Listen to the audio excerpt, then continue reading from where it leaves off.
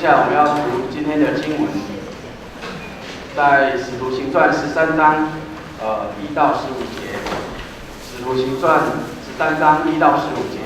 那新约的这个圣经是182页。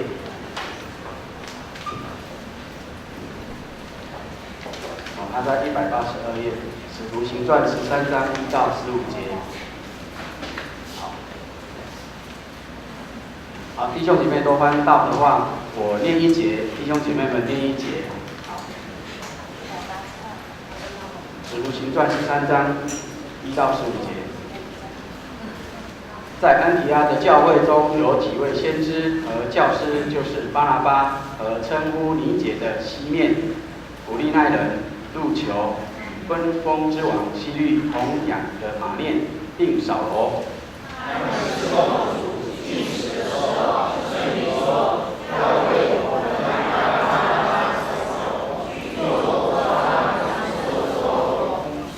于是禁食祷告，按手在他们头上，就打发他们出去了。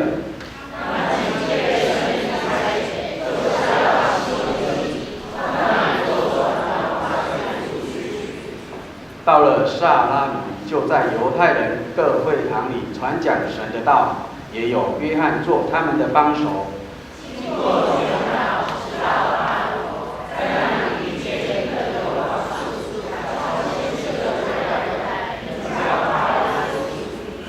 这人常和方博士求保罗同在，是求保罗是个通达人，他请了巴拿巴和扫罗来，要听神的道。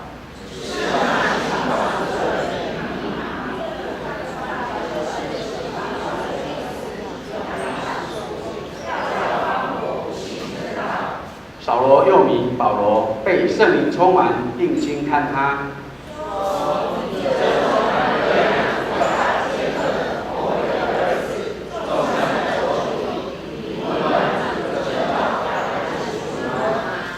现在主的手加在你身上，你要瞎眼，暂且不见日光。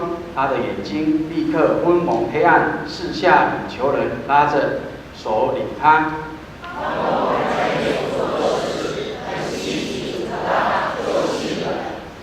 保罗和他的同人在帕佛开船来到庞菲利亚的别家，约翰就离开他们回耶路撒冷去。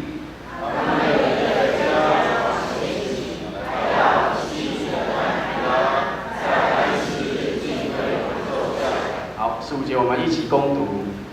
读完了律法和先知的书，进管会堂的叫过去。他们说：二人兄台若有什么劝勉众人的话，请说。阿们。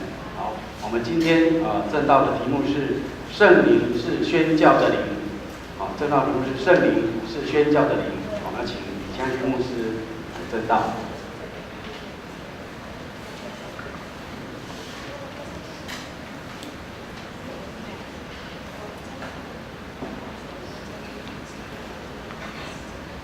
各位同工、各位弟兄姊妹平安。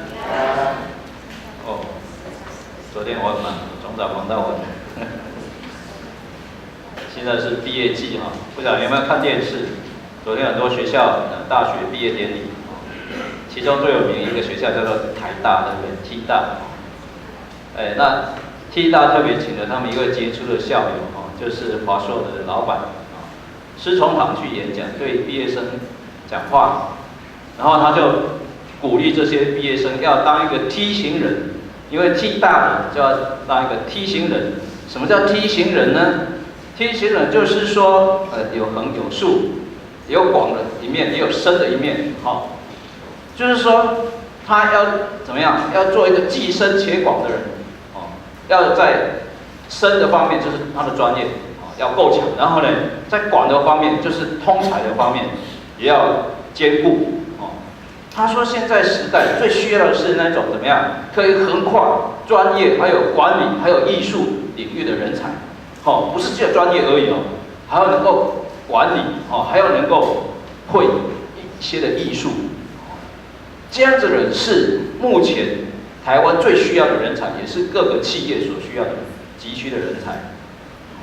所以勉励我们的年轻人还在学的青少年，不要只会 K 书要会弹吉他，要会弹琴，要会唱歌有机会就尽量在教会里面来服侍。我们这个乐器组乐手的训练到20号就整个告一段落，整个结束。然后呢，接下来7月初开始，我们会有 vocal 就是敬拜的主领跟伴唱的训练，鼓励我们所有弟兄姊妹都来报名参加。牧师这次的敬拜培训是每一次都参加，每一次都上课。虽然我从大一就开始弹吉他，但是我重新当学生。虽然我从高中新组就加入这个我们现在叫做师班，那我现在就是7月初开始这个 vocal 训练，我要重新再一次当学生，因为我发现你唯有是一个通才的人，你才能够扩展你的生涯的领域，扩展你的见识。你知道吗？那些老板那些经理聚在一起的时候，不是在谈说现在 IC 价钱怎么样，这个专业怎么制作，不是的，这都天天上班都在搞这个东西。如果跟朋友、跟这些经理的人物聚在一起吃饭聊天，还在谈专业，那多无聊啊！他们聚在一起是谈什么？你会什么乐器啊？你假日都跑到哪里去啊？有哪里好玩啊？对不对？那个许文龙不就是这样子吗？奇美的老板许文龙，据说他1个礼拜只上班3天吧，没那么多，只要1天而已。其他时间都在做什么？都在拉瓦要练跟我们的家军一样。高爸高妈昨天跟我一样很忙，跑去参加儿子毕业典礼，很晚才回来，就看到播一张相片，我们家军得到什么奖？4育奖4育是什么？德智体群对不对？你如果就智育强有什么用？只有1/4的功力，还要加上德智体群，对不对？4育都强，这个人才是厉害对不对？你讲对不对？所以培养孩子不要只会读书啦，就读书只会读书叫读死书，这样然后就读书死。什么叫读书死？如果没拿到第1名就跳楼。我们要让鼓励我们的孩子多参与教会的服事，还有敬拜团，还有各方面聚会，这样子他才能够成为一个通才。感谢主。有一个人昨天也被提到，也是毕业生叫做江正成，他是赫赫有名的一个厨师结果台科大居然颁发名誉学位给他，因为他太有名，他太会做厨师了。这个老兄呢，他从小没有读多少书了，他是淡水商工餐饮科毕业的，对不对？那个很普通的一个学校。可是呢，他毕业之后，他就到励志饭店去当学徒，那是法国的餐厅。20岁的时候，他一句法语不通，他就自己跑到法国去闯荡，去创想这厨师给他出产困地厨房，一困就做简单。他就努力学这些的煮菜的技术。25岁的时候，他就担任法国米其林3星餐厅的主厨了。25岁，所以他学了5年，对不对？就当主厨了。他也没读过多少书，居然台科大要颁给他荣誉学位。他现在已经是全球最佳150位名厨其中的一个厨师。所以行行出状元，不必说一定要读什么电机系、机械系才有前途啦，对不对？你不一定要学医科啦。有人看到学就昏倒，你逼他去读医科，他就跳楼给你看，对不对？所以感谢主，行行出状元，做什么都可以很有前途。江正成就是其中一个例子。所以呢，他鼓励大家可以找到什么你自己前进的动力培养解决问题的能力。所以我们暑假的营会、青少年营会、体验活动，都是在训练他们团队的能力，还有解决问题的能力，对不对？这是现在在各行各业都非常需要的。所以鼓励我们家长也鼓励你让你的孩子来参加我们周报上面登的、后面登的7月8号到11号，在台南远东科大所举办的血染营会，这是师母他大弟他们教会，台南活水教会主办的。这个营会好到一个地步，每一年都是爆满，现在报名已经超过1000人，因为他也是在培养我们的品格，也是在培养团队，也是在培养解决问题的能力。这个营会是相当棒，牧师非常推荐哦。我知道很多学校那个时候已经开始课辅班了，但是请问你是培养孩子的品格跟能力比较重要，还是课辅班比较重要？课辅班能不能请假呢？我们高雄灵乐社牧师常常替孩子请假干什么？带出去玩，请假出去玩，让他高兴，让他愉快，这样子他才会喜欢上学，也可以把功课读得很好。是吧？感谢主我们实在是盼望我们的家长能够帮孩子来报名。结果我还没看到我们教会自己的弟兄姊妹报名，反而是有外面的人打电话来说，牧师，你们暑假有什么营会？我要叫我的孩子去报名。结果就真的就把他儿子的资料给我。所以我们真的要把握每一个机会，眼光放远，不是只有培养专才，还要培养通才。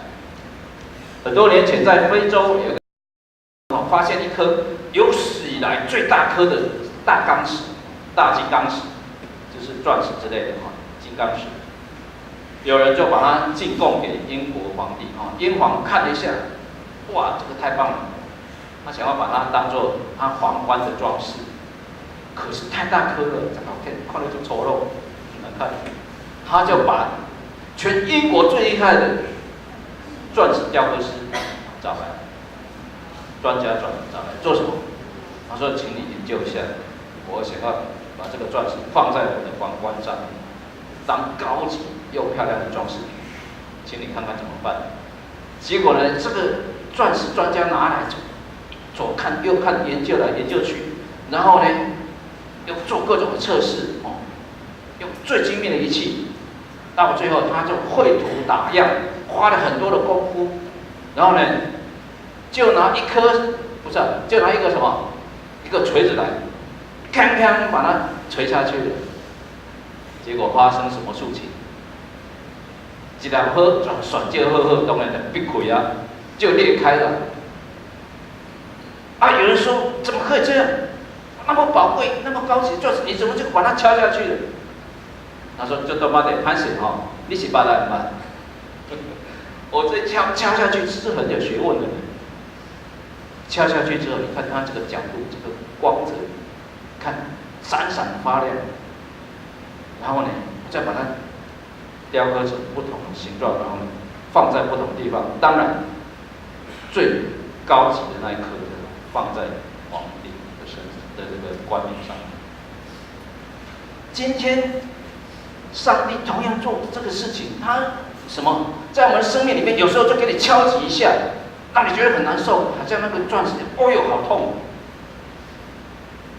甚至让你流泪，让你对心肝。也讲主啊，上帝，我信主那心肝那样，怎么好像诸事不顺，好像碰到这么多的困难，这是为什么？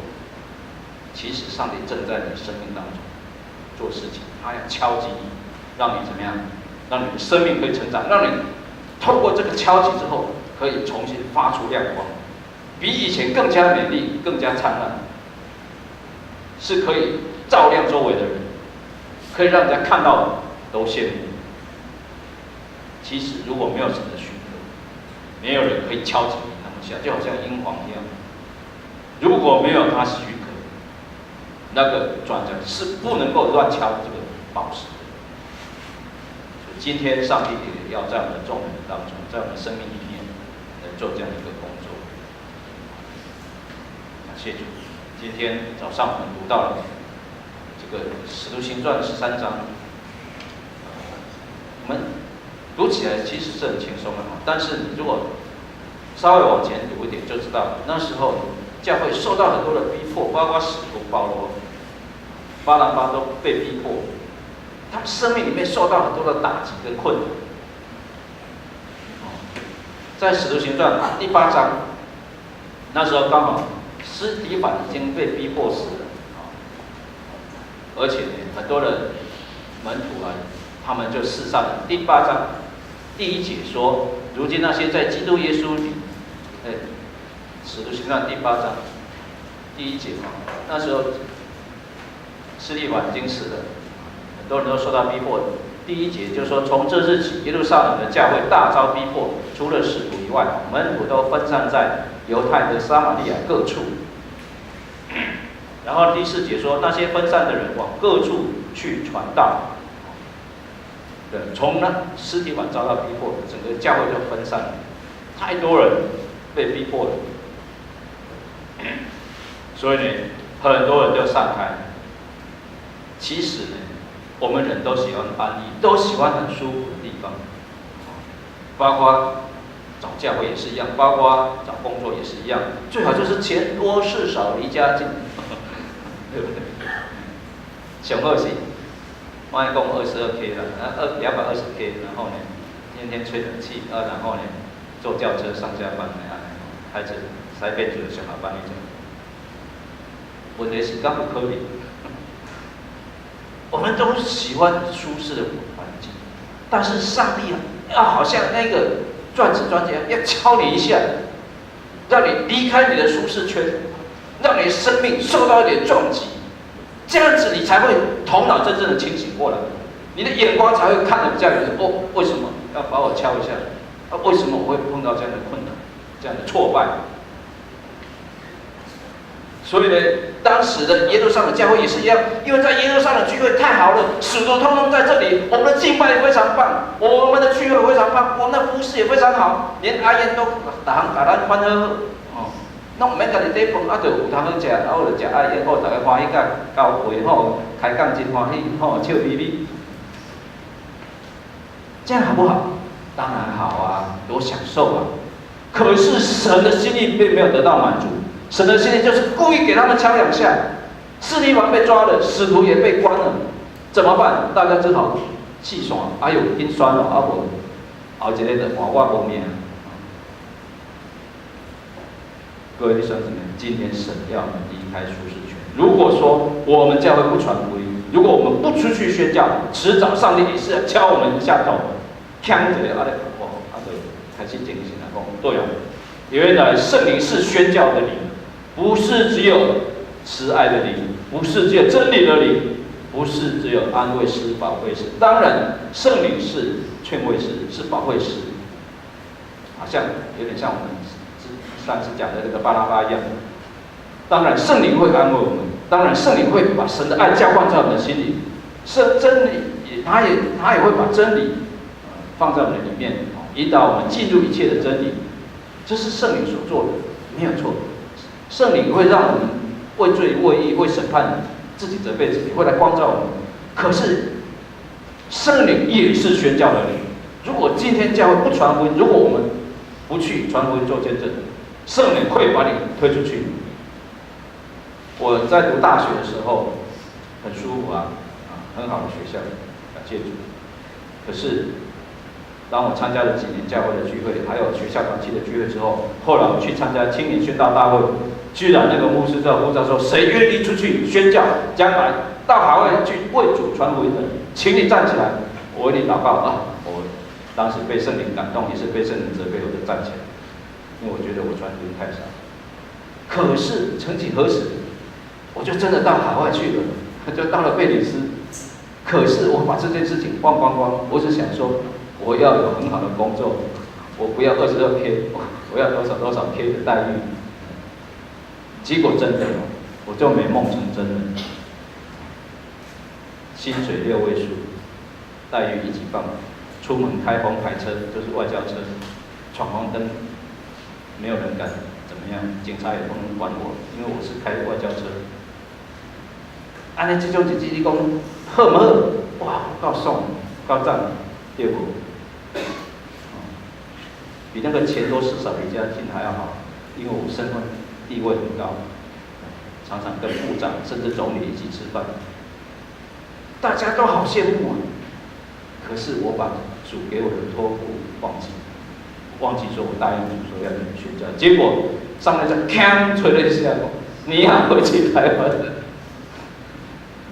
下礼拜我要讲，此后你要回去，重新修造大卫倒塌的帐幕。哦，是下面点小别那样呢？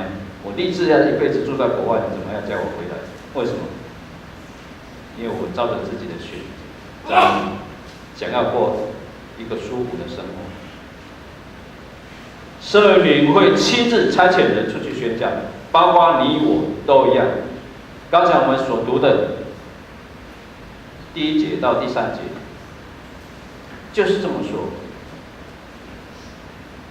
使徒行传13章1到3节，在安提阿的教会中有几位先知和教师，就是巴拿巴和称呼尼结的西面、古利奈人路求与分封之王西律同养的马念，并扫罗。他们侍奉主禁食的时候，谁说要派巴拿巴跟扫罗出去？是牧师说，还是执事主席说，还是董事长说？都不是，是圣灵说要为我分派巴拿巴和扫罗去做我召他们所做的工。于是就禁食祷告，按手在他们头上，就打发他们出去了。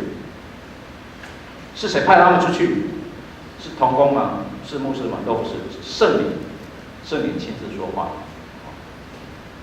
可是附带来说，如果是你的灵耳、肉体的耳朵都大概没有问题，属灵的耳朵，去耳康卡掉，去高点上面有卡掉的，那我们听得到上帝的声，只听到人的声音，听不到主的声音。那圣灵说话你也听到，所以鼓励大家多来参加祷告会，你就可以听到圣灵的声音，包括他要对你自己说的话，对教会说的话，你就听得到。这个时候，圣灵就差遣人出去宣教，因为他们不喜欢宣教啊。他们跟我们一样，我们都喜欢安逸，都喜欢住在舒适圈，不喜欢往外跑。哦，所以呢，这个时候，在安提阿的教会里面，就有先知跟教师来，然后他们在那里进行祷告，于是圣灵就说话，然后他们就按手在他头上，进行祷告，就打发他们出去。所以今天我们都是要去做神召我们所做的工。今天不管任何人，神一定有给你一个托付、一个命令。牧师传道也好，执事、董事也好，小组长也好，还有所有的代职的弟兄姊妹也好，学生也好，每一个人都要去做什么工作，做主要差你去做的工作。那个工作是什么我不知道，你自己要祷告主，但是一定主有给你生命有很好的托付跟命令。我们要去寻找，要去禁食祷告去寻求，知道说主啊，尤其是毕业生，尤其是大学生，我将来要做什么，要好好的去祷告。感谢主。其实那个时候，门徒他们不止遭到逼迫，其实在11章，在使徒行传的11章19节、20节那里，看到他们其实已经到了不同的地方去传福音的。耶路撒冷教会没有动，可是，在安提亚这个教会是外邦人的教会，他们就很多人信了主。为什么？因为在11章19、20节，因为司提反的事情遭到逼迫、患难的四散的门徒，就走到腓尼基跟居比路，还有安提阿，有没有？他们就去那里传福音。里面还有居比路，就是塞浦路斯的人，还有古利奈人，也到了安提阿，向希利尼人，就是希腊人传福音。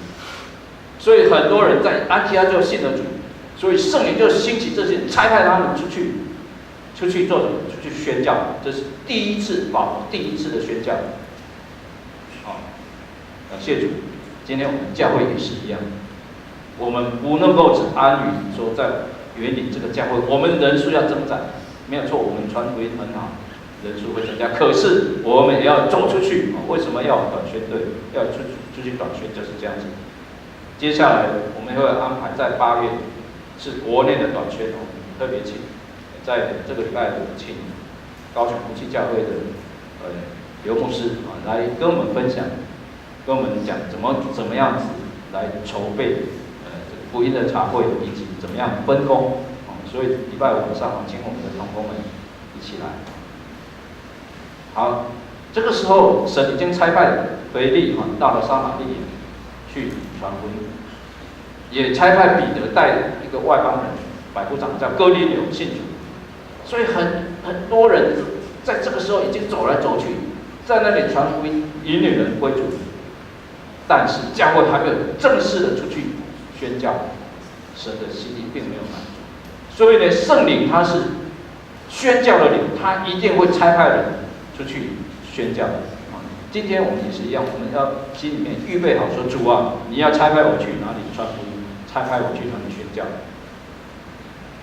最起码呢，就我们在学校里面，你就是校园的宣教士啊；在公司、在职场上班，你就是职场的宣教士。不管你在哪个地方上班、就学，你都可以成为那边的宣教士。你可以祷告说：“主啊，求你差派我，成为我们学校、我们职场的宣教士。”如果你有这个心愿，我们可以一起来祷告。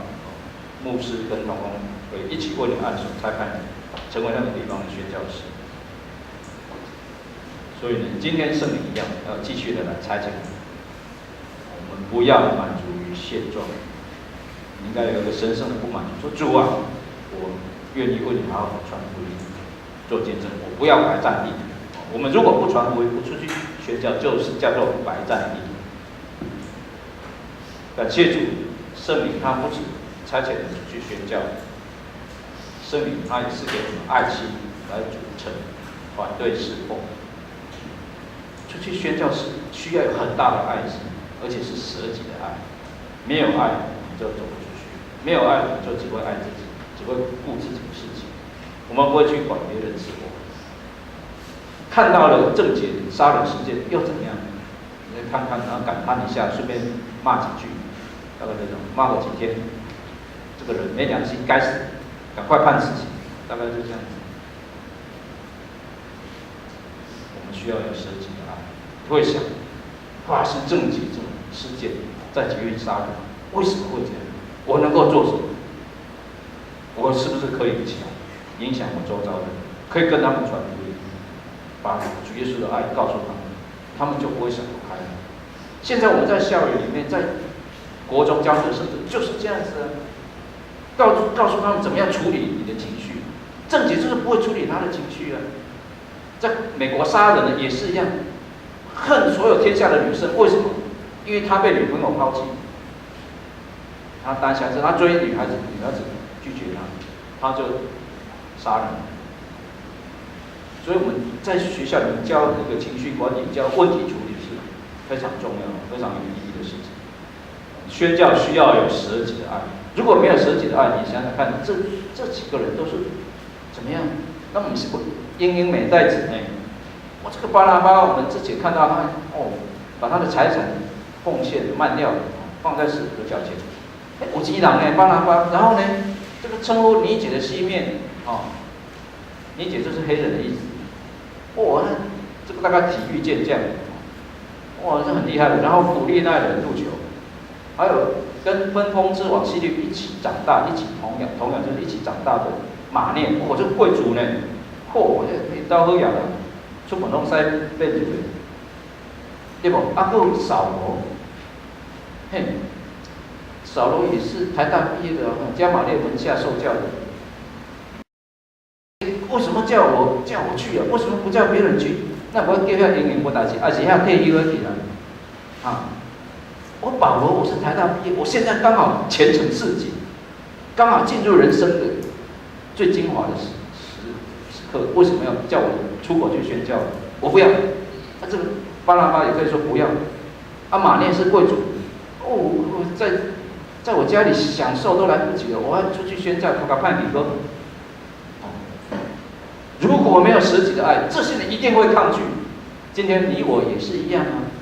我干嘛活得好好的，我要跑出去宣教做什么？我要参加福音队、短宣队干嘛？我暑假在家吹冷气不是很好，打电动不是很好，我干嘛要参加夏令营啊？我干嘛要办儿童夏令营？我打水球很好玩的，可是跑干，皮肤都晒黑了。其实宣教是神给我们托付跟使命，我们若不传福音，我们就有祸。耶稣他也是宣教的，圣灵是宣教的灵。今天我们如果领受到主的慈爱，我们就会为了主走出去，像我们刚才所唱的诗歌，神圣的爱融化我们，神圣的爱也可以激励我们让我们可以看万事为粪土，为要得着基督。如果你没有出去传福音，你会觉得说你的生命好像少了什么。如果我没有去传福音，你就会一直抱怨这个，一直抱怨那个。钱多事少离家近，你照样会抱怨的。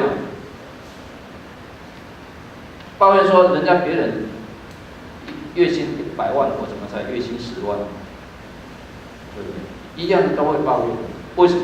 因为你都看的都是自己，我要这个，我要那个，看到的是我，从来不会去看别人。所以我们要起来为主传福音做见证，这样你才会觉得说你的生命有意义，你的人生有意义。助人为快乐之本嘛，对不对？最近我到金陵他们学校元朗去听陈慧姐演讲，今年17岁，他就是一个舍己的爱啊。他看到说，他住在伊朗，很多人家里穷，甚至连吃午餐都吃不起啊。伊朗也有很多原住民，也有很多穷人。他那时候才8、9岁哦，他就在想，怎么办？这些人连吃午餐的钱都没有，怎么办？8、9岁的时候我们在干嘛？玩都来不及的事，对不对？我自己，我小学一下课回到家，第一件事书包丢着就跑出去玩捉迷藏。他不是，他在想说，这些穷人没有午餐没有钱，怎么办？他想一个办法，对哦，有一些学校，他们营养午餐有剩，可以去跟他要，跟校长谈。包括独居老人，有一些独居老人没有钱吃午餐，他就真的跑到学校去跟校长要。校长看到这个高院，其实在创新啊。后来，反正剩了也是剩了，丢掉了，都丢到处理桶去，就答应他。结果他就开始募午餐，结果不止学校给他营养午餐，都是吃剩的。后来还有很多小朋友、小学生哦，受感动。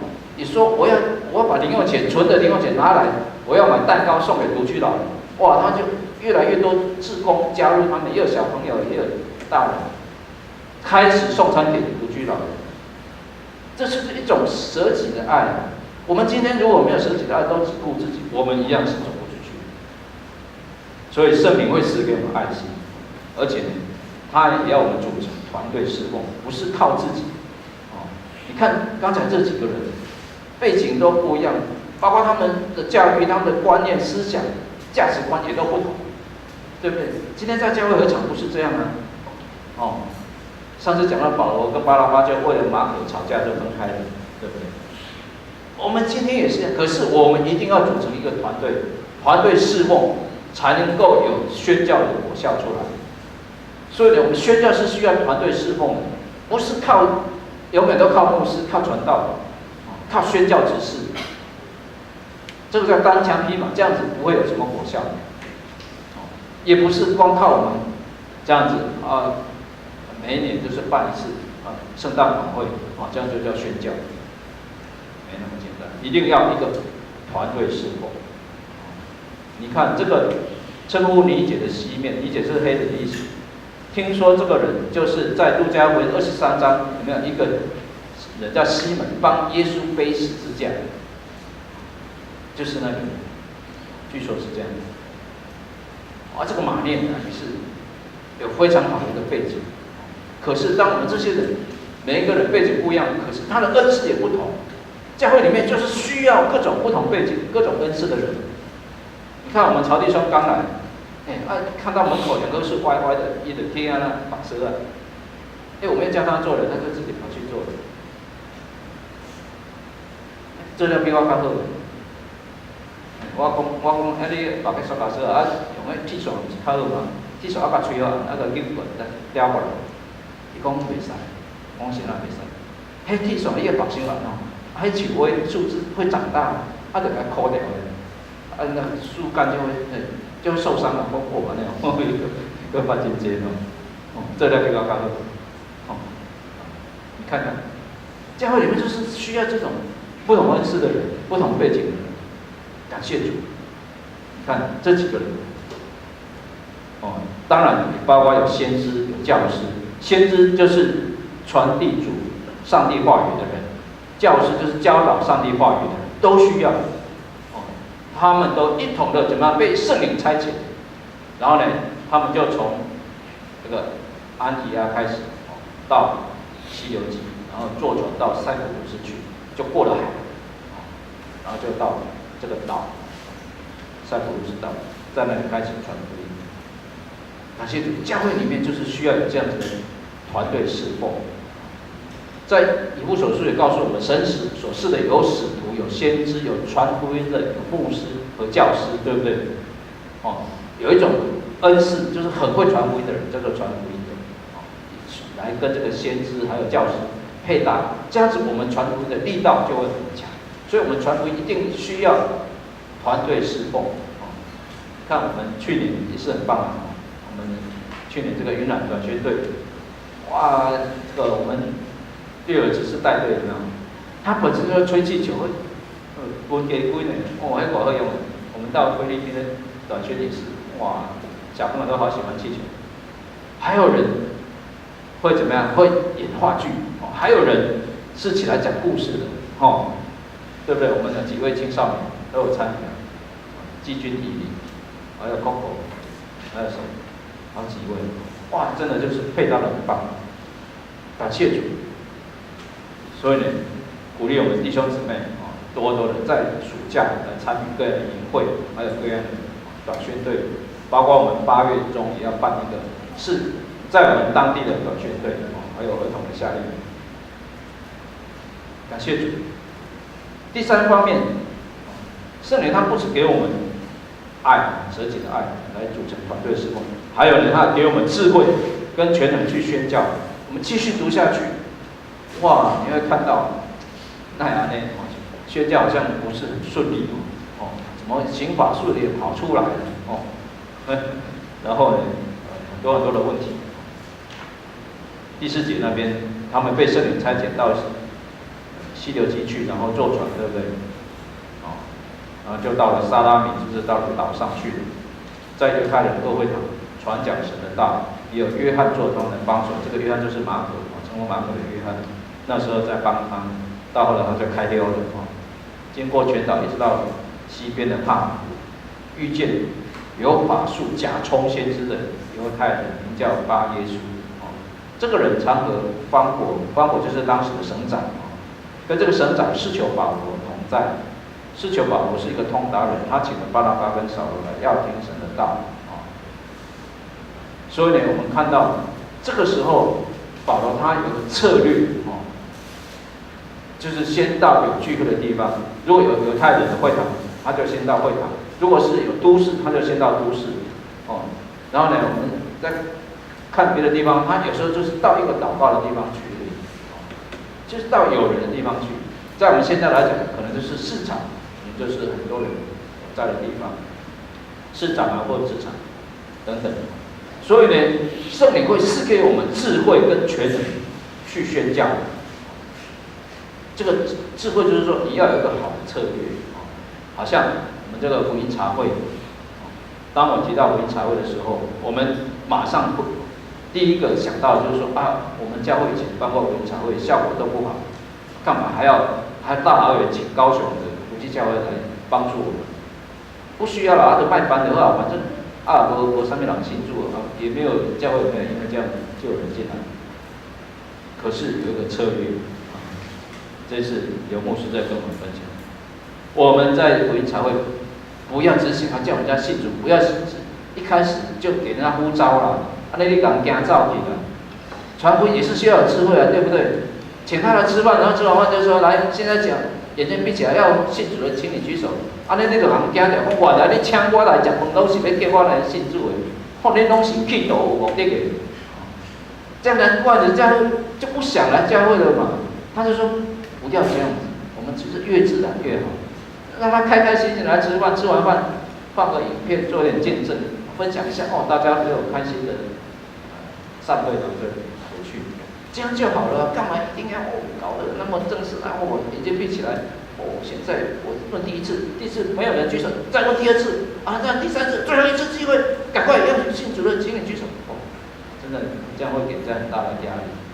他就说不要给人家压力，我们请来的人就是让大家轻轻松松、开开心心的来吃饭来聚会。这是福音茶会非常重要的撇步啊。策略秘诀就在这里，他们成功的策略就是在这里。你一次不用急于一时嘛。他第一次来开心，第二次你再邀他还是会来，第三次再来，他再渐渐听多了，福音听多了，就进到他的心里去了嘛，对不对？那你等到复活节或那个圣诞节的时候，再请他来，对不对？来教会，全教会的人聚会，自然他就可以来信主。所以我们需要把握一些的智慧，一些的策略。求主真的是给我们恩典，能够把福音的茶会传福音办好，感谢主。他的策略是到一个地方就到会堂去，到了一个地方就是找有听众、有人的地方去。包括之前他也找过，像哥尼流这样的人。所以呢，我们如果知道有人抗拒福音，这个人不想听、不想信主，我们就赶快去找别人。不用一直的给他磨拖拉哦，他那脸跳对方跳，对教会就会很反感。感谢主。还有呢，还有带着全人去服侍。看到接下去那个行邪术的、行法术的以马抵挡使徒哦，哇！你看他抵挡使徒，要叫这个省长不信真道。扫罗又门保罗，这个时候开始就叫做保罗。这个时候开始本来是巴拿巴跟扫罗，现在我们看到巴拿巴成全保罗，我上次说的，然后呢，接下来就变成次序倒过来变成保罗跟巴拿巴了。这个保罗被圣灵充满，定睛看他，所以我说我们需要信。他就说：“你这个充满各样诡诈奸恶魔鬼的儿子，众善的仇敌，混乱主的正道，还不止住吗？现在主的手要加在你身上，你要瞎眼，暂且不见日光。”这么严厉的话，吓死这种话我们敢讲吗？大概在教会里面，大家都这好人，那无人就这乌鱼。即使看到人有问题，即使看到有人被邪灵充满来教会讲道，也不好意思叫他不要来，不好意思把他赶出去。保罗才不是，他被圣灵充满，该讲的话，该责备他就起来责备的。说你要瞎眼不是在咒诅别人吗？这个人就是在那边混乱主的道你还不来拦阻他，怎么办？我们对人不用常常一直都是很客气，即使撒旦要来欺负我们，要来搅乱我们，我们还对人客气气欢迎你来，下次再来，觉得这样就对了。所以感谢主，我们当我们出去宣教，圣灵与我们同在，我们是带着全人去服侍的。当我们为人按手祷告的时候，神若愿意就会医治他。有人被鬼附了，我们为他按手祷告，这个邪灵就要出去。感谢主，不要小看年轻，也不要小看说，我又不是执事，我又不是牧师传道，我干嘛要去帮别人祷告？错了，每一个人，你里面的耶稣是不是都一样？有没有第二号耶稣啊？没有啊，对不对？包括以利亚，还有保罗，他们所信的主，跟我们所信的主是不是一样？都是一样。既然一样，那在我们的里面的神就比这世界的神更大。那我们还怕什么？知道最近有几位弟兄姊妹生病，包括我现在的妻子，其实她是那个遗传下来的先天性的地中海型贫血，又缺铁性贫血，又先天性遗传的心脏不好，他的舅舅的心脏病走，包括他的妈妈，我知道这个儿子，他最近身体比较不好，我常常有为他按手祷告，也抹油祷告，感谢主，他现在身体就好起来。所以呢，弟兄姊妹，没有关系，我们生病了不用害怕。刚才讲，有时候主也会敲我们一下，让你经历苦难，包括经历疾病。保罗身上有没有疾病？有啊，他有一根刺，3次求主挪去，主都没有挪去。据说是他眼睛的疾病，他可能输入太多，眼睛不好。可是没有关系，我们有疾病不用害怕，除非这个疾病是神要你故意让你受苦，否则我们奉耶稣的名起来祷告，奉耶稣的名祷告之后，圣灵的大能就会降下来，就可以来医治我们。只要那是使人的旨，他就愿意来医治我们。我们看到13节，保罗和他的同仁怎么样？从帕古开船来到庞菲利亚的别家，约翰和马可约翰就离开他们，回到耶路撒冷去，没有关系啊。他们继续往前，他们就离开别家往前，来到比西底的安息底啊，就是往北走了。在安息日最进会堂，读完了律法和先知的书，管会堂就叫人过去，对他们说：“二位兄台，若是确明众人的话，请说。”这个时候，看到他们继续的前进，往比西底的安提阿去那边传道。这是保罗接下来我们看到的这段话，这篇是保罗开始第一篇的讲道，上面就使用它，他就从圣经旧约里面开始去讲，向那里的人传福音。我们都知道，这个时候保罗一站起来讲话，是带着全能，圣灵与他同在，所以呢，他就在那里证明耶稣是基督，是救主。感谢主！当时外邦人听到这些话，他们就非常的欢喜，就赞美神的道。凡预定得永生的人都信了。这是13章后面告诉我。于是主的道就传遍了那一带的地方。所以感谢主，当我们愿意起来，靠着圣灵差遣出去，也在那里祷告，在那里依靠主，在那里传福音之后，就会有神迹奇事发生。神迹奇事是证明我们所传的道。有人有病，你就会得着医治，甚至瞎眼人可以看见，瘸腿的起来行走，而且会有其他的事情发生，包括刚才说的那一个有邪灵的人，保罗就叫他瞎眼，有邪灵的人，我们就可以把他赶出去。当然我们会遭遇到许多的逼迫、许多的问题，但是这些逼迫、这些问题是让我们更加的来依靠主，所以我们不用害怕，我们要看万事如粪，把这些困难当作是主给我们的生命的养分，这样子就可以带着主的全能去宣教，引领更多人归向主。所以我们看到，经过这样第一次的宣教的旅程，保罗和巴拿巴，他们就在不同的地方传福音，引人归主，就建立了教会。所以他第二次宣教时，就再一次回去，回到原来传播福音的地方，在那里建固那边的教会，就把神的国度给扩展。相信教会也是一个宣教的教会，是一个传福音的教会。我们要先从我们的社区开始。